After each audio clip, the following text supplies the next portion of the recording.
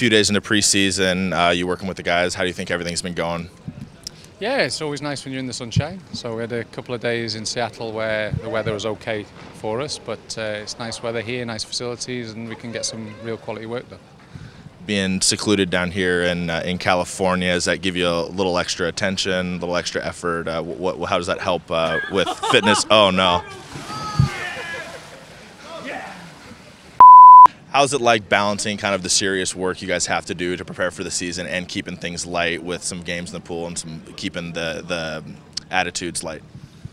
I think it's important to keep their minds fresh. We're in camp for 9 days, we're back for 3 days, then we're in another camp for 10 days. So everybody's on top of each other and in each other's company. So it's important. We're asking a lot of them because we want to get them fit, and we need to push them and expose them to some high intensity work. So if we can break that up with some fun games and make them feel like they're enjoying themselves, then it lightens that load a little bit.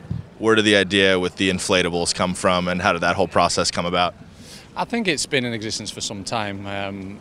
It was in the media most recently with the England national team when they were away, and it's well documented that their recovery sessions included that. But for years, when you go to hot countries, you've got to find ways of keeping players in the pool. The longer they stay in the pool, the greater the recovery effect, because the blood's been forced upwards and outwards, and all the waste that they built up in the session is being removed. So the longer you can keep them in that environment, the better. So it's just, they're like kids ultimately, players that you're trying to trick them into things you want them to do when it's really they're having fun.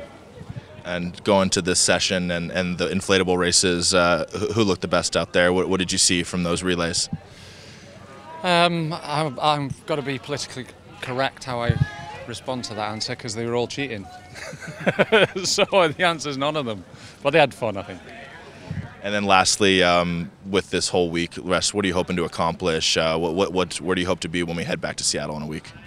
Well, they've had 9-10 weeks break, so although they've had an off-season programme, you're never too sure whether they followed that and complied exactly how we want them to comply. The main thing is getting through it injury-free and making sure that each stage, so each week on week, they get fitter and fitter going into the season.